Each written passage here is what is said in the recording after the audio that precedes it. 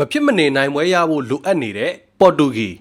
ကဲဒီနေ့ညမှာတော့ဒါ Group K ရဲ့အုပ်စုဒုတိယပွဲစဉ်တွေကတစ်ခုဖြစ်တဲ့ဒါပေါ်တူဂီအသင်းနဲ့ဒါ Uzbekistan အသင်းတို့ရှင်ပြိုင်ကစားသွားကြတော့မှာဖြစ်ပါတယ်ကျွန်တော်တို့ရဲ့ဒါနာမည်ကြီး Cristiano Ronaldo ပါဝင်နေတဲ့ပေါ်တူဂီအသင်းကတော့ဒါအုပ်စုအဖွင့်ပွဲစဉ်မှာဒါရလက်မကောင်းခဲ့ဘူးဒီယာကွန်ဂိုလိုဒီအုပ်စုရင်းမှာအားအနည်းဆုံးအသင်းတစ်သင်းကိုဒါမမျှော်လင့်ဘဲနဲ့ဒါတစ်ဖက်တကိုးစီတရေရလက်ပဲကစားနိုင်ခဲ့တယ်ပေါ့နော်အဲ့ဒီပွဲကကျွန်တော်တို့ပေါ်တူဂီအသင်းရဲ့ခြေစွမ်းကိုပြန်ကြည့်မယ်ဆိုလို့ရှိရင်လည်းတော်တော်လေးအားရစရာမကောင်းခဲ့ဘူးဒီရလက်တင်မဟုတ်ဘဲနဲ့ပေါ့နော်ဒီကစားကွက်ပိုင်းမှာပါပေါ်တူဂီအသင်းကလိုအပ်ချက်တွေတော်တော်လေးရှိနေသေးတယ်ဆိုတာကိုမြင်တွေ့ရတယ်အရင်ဆုံးဒီနီးပြဒီ Roberto Martinez ရဲ့ဒါပွဲထွက်လူစင်းပေါ့နော်ပွဲထွက်လူစင်းကိုကြည့်လိုက်ဗျာတယောက်ချင်းစီကိုကြည့်လိုက်ရင်တော့အကုန်လုံးကဒါဒိတ်ဒိတ်ကျဲကစားသမားတွေပဲ individual အရန်ကောင်းတဲ့ player တွေပဲသူတို့တွေကလပ်မှာကစားခဲ့တဲ့ခြေစွမ်းတွေကတကယ်ကိုအမိုက်စားတွေပဲကွင်းလဲမှာဆိုရင်ဒါချန်ပီယံလိရတာတဲ့ကွင်းလဲအထိုင်အောင်မှာဒီ Bruno Fernandes နဲ့တွဲထားတယ်တိုက်စစ်မှာကြည့်လိုက်မယ်ဆိုလို့ရှိရင်လည်းဒါ Cristiano Ronaldo အထောင်ထားပြီးတော့တောင်မှနှစ်ဖက်မှာ Bernardo Silva နဲ့ Pedro Neto နဲ့ကိုအသုံးပြုခဲ့တယ်ပေါ့နော်ဒါပေမဲ့ဒီပြဿနာကဒါပေါ်တူဂီအသင်းကစောစီဂိုးရဝါကလည်းပါတယ်ဗောနော်ဒီအဖွင့်ဂိုးကိုစောစီရပြီးကြတဲ့ကမလိုအပ်တဲ့ဒီဘောလုံးပိုင်ဆိုင်မှုတွေနဲ့ပွဲကိုအချိန်ဖြုံးသလိုဖြစ်နေတယ်ခြေပါကိုပြန်ပေးလိုက်ရပြီးနောက်ပိုင်းမှာလည်းဒါထိရောက်တဲ့ဒီတိုက်စစ်ဆင်မှုတွေမလုံနိုင်ခဲ့ဘူးဗောနော်ဒါ shot on target position 85ရာခိုင်နှုန်းရှိပြီးတော့ shot on target တစ်ချိန်ဆိုတာကြီးကဒါပေါ်တူဂီအသင်းရဲ့တိုက်စစ်ကတော်တော်လေးအသက်မဲ့နေတယ်လို့ပြောလို့ရတယ်အထူးသဖြင့်ဒါကျွန်တော်တို့ဒီတစ်ဖက်ကခံစစ်ပိတ်ကစားတဲ့အသင်းတွေနဲ့ဒီရင်ဆိုင်ရတဲ့အခါမှာအသင်းကြီးတွေကြုံတွေ့ရလေးရှိတဲ့ပြဿနာဘာလဲဆိုတော့ဒီ explosive winger တွေ dribbler ကောင်းတဲ့ဒီတောင်ပန်ကစားသမားတွေကိုမတုံးလို့ရှိရင်ဒါတေးကြတယ်ဂိုးသွင်းဖို့ရုန်းကန်ရမှာပဲအဲ့နေ့ပွဲမှာလည်းဘာနာဒိုစီးဘားနဲ့ဒီညာချမ်းမှာအလုံးမဖြစ်တဲ့အတွက်ဒုတိယပိုင်းမှာပဲဒါကျွန်တော်တို့ဒါလူစားလဲခဲ့တယ်ပေါ့နော်ဒီညာချမ်းမှာဒ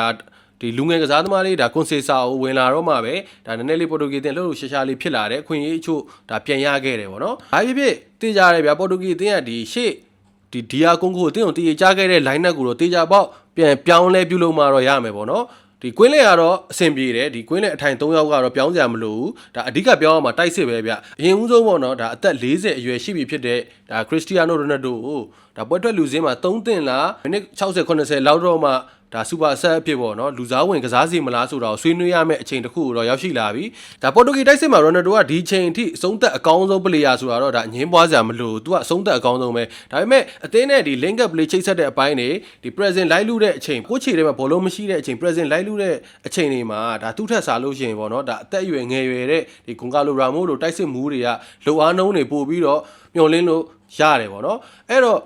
့ကို့အတင်းကမဖြစ်မနေနောက်တစ်ဆင့်အတွက်သုံးမှတ်လိုနေတဲ့မဖြစ်မနေဒါအနိုင်ရမှဖြစ်မဲ့အခြေအနေမျိုးမှာတော့ဒ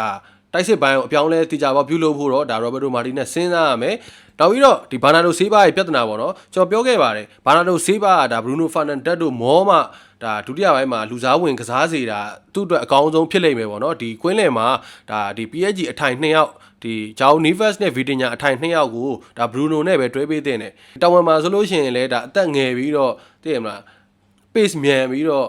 လင်ခောက်ကောင်းတဲ့အတင်းကိုခွင့်ရေးတွေဖန်တီးပေးနိုင်တဲ့အဲ့လိုကစားသမားတွေကိုပို့ပြီးတော့သုံးနေတာပေါ့နော်ဆိုတော့သိကြပါတယ်ဒါကိုကျွန်တော်တို့ပရိသတ်တွေတောင်သိသေးတာပဲပေါ်တူဂီနီးပြဘာလို့မသိရမှာလဲဟုတ်တယ်မလားအဲ့တော့ဒီတိုက်စစ်မှာဒါတေချာပေါက်ကစားသမားတွေပြောင်းလဲလာလိမ့်မယ်ဒါဒီလူငယ်တောင်ပန်ကစားသမားလေးတွေကိုဒါနေရာပေးလို့ရှိရင်တော့ပေါ်တူဂီအသင်းကဒါအခွင့်အရေးတွေပို့ပြီးတော့ဖန်တီးနိုင်လိမ့်မယ်နောက်ပြီးတော့ဒီပေါ်တူဂီအသင်းရဲ့အားနည်းချက်တစ်ခုကခံစစ်ပဲပေါ့နော်ဒီယာကွန်ကိုနဲ့ပွဲမှာဆိုရင်လည်းဒါအာရိုဂျိုတို့ဒီ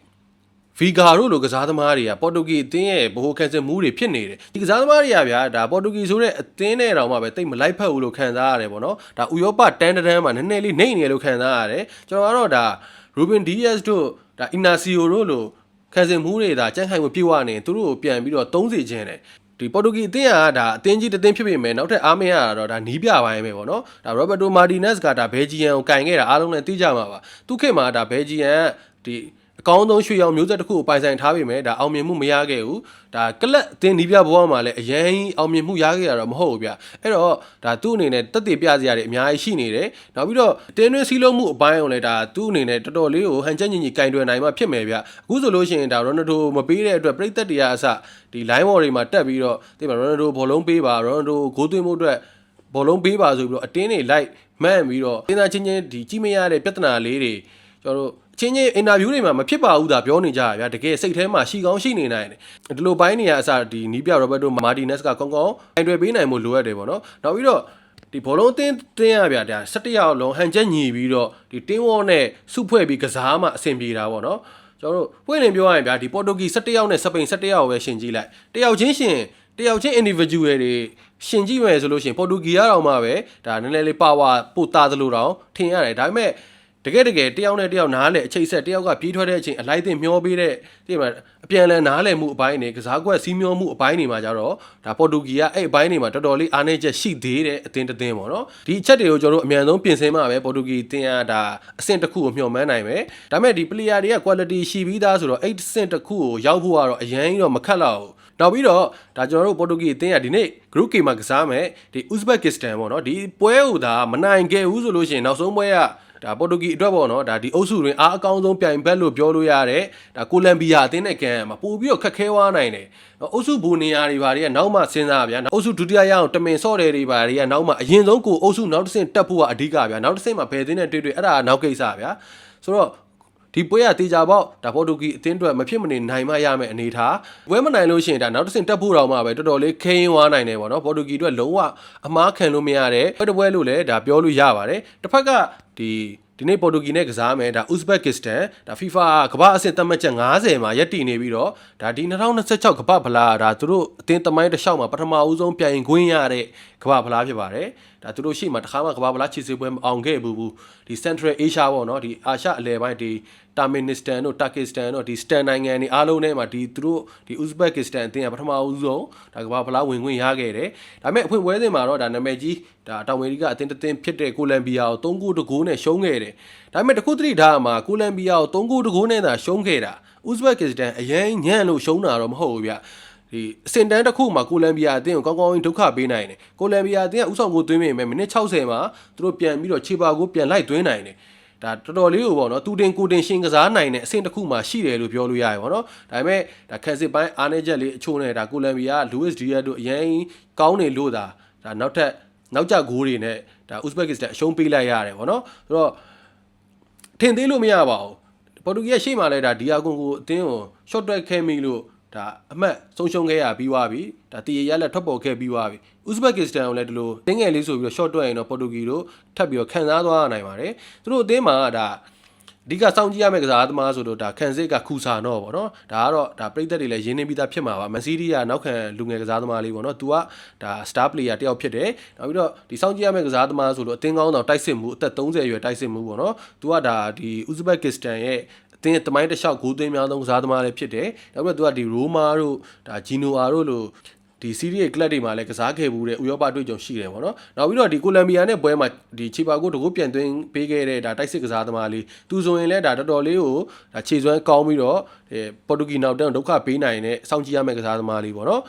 Uzbekistan တင်းရဲ့နီးပြကလည်းဒါအီတလီနောက်ခံလူအောင်ဒီဘောလုံးတီရောရဘူးတဲ့ဖာဘီယိုကနဘာတို့ပေါ့နော်သူကိုယ်တိုင်နီးပြလုပ်ပြီးကင်တွယ်နေတာခံစစ်မှုဆိုတော့ဒါသူ့အသင်းကလည်းခံစစ်အသားပေးတဲ့ပုံစံမှာရှိတယ်3-2-1ဆိုတဲ့ကစားကွက်ကဒါသူ့ရဲ့ကိုယ်ပိုင်ကစားကွက်ပေါ့နော်ဒါသူအသုံးပြုတဲ့ကစားကွက်ဒီကိုလံဘီယာနဲ့ပွဲမှာလည်းဒီကစားကွက်ကိုပဲသုံးခဲ့တယ်ဒီနေ့ပေါ်တူဂီနဲ့ပွဲမှာလည်းတေးကြတယ်ဒီ3-2-1ကစားကွက်နဲ့ပဲဘောလုံးအရင်မကင်ပဲနဲ့ခံစစ်ကိုအားပြုမယ်လှင်မြန်တဲ့ဒီ quick counter attack တွေနဲ့ဒီပေါ်တူဂီခံစစ်ကိုဒုက္ခပေးလာမှာပဲနောက်ပြီးတော့ဒီအသင်းက set piece ကောင်းတယ်ဗျနော်အီတလီဒီကနဘာတို့ train ပြီးတာကောင်းလို့လားမသိဘူး set piece တွေကအန်ရများတယ်လို့ပြောလို့ရတယ်ပေါ့နော်ဒီ down cam တွေ free kick တွေကနေဒါကိုသွင်းတဲ့အပိုင်းတွေမှာထူးချွန်တယ်ဒီပိုင်းတွေကိုလည်းဒါကျွန်တော်တို့ပေါ်တူဂီအသင်းကသတိထားပြီးထိန်းချုပ်မှအဆင်ပြေပါလိမ့်မယ်။ဒါဖြစ်ဖြစ်ဒီပေါ်တူဂီအသင်းကဒါမှဖြစ်မနေနိုင်ပွဲလိုနေပြီ။ဒီနှစ်သင်းကြားမှာပေါ့နော်ဒါ player quality ကနည်းနည်းလေးကွာနေသေးတဲ့အတွက်ဒီပွဲကတော့ဒါတေချာပေါက်ပေါ်တူဂီမဖြစ်မနေအနိုင်နဲ့ပြန်လာမယ့်ပွဲဖြစ်တယ်။ဒါပေမဲ့ပေါ်တူဂီနိုင်မယ်ဆိုရင်တော့ကျွန်တော်အနေနဲ့ကတော့ဂိုးအများကြီးပြတ်မယ်လို့တော့မထင်ဘူး။အများဆုံး2ဂိုးလောက်ပဲပြတ်လိမ့်မယ်လို့ကျွန်တော်ကတော့ထင်တယ်။ဆိုတော့ဒီပွဲရဲ့ဒီခမန်းကိုရလက်ကိုပြောရမယ်ဆိုတော့ကျွန်တော်ကပေါ်တူဂီအသင်းကဒီ Uzbekistan အသင်းကို3-1ဆိုတဲ့ရလက်ပေါ့နော် Uzbekistan အသင်းကိုလည်းဒါကျွန်တော်ကတကူလောက်တော့ပြန်ပေးခြင်းသေးတယ်ဆိုတော့3-1ဆိုတဲ့ရလက်လောက်နဲ့ပဲဒါအနိုင်ရရှိသွားလိမ့်မယ်လို့ခန့်မှန်းလိုက်ရပါတယ်ခင်ဗျာဘောလုံးပွဲတွေကိုအကောင့်ဖွင့်စော့ကစားခြင်းနဲ့ဆိုရင်တော့ Viber နံပါတ်3999268384ကိုဆက်သွယ်ပြီးတော့စော့ကစားလို့ရပါတယ်ခင်ဗျာ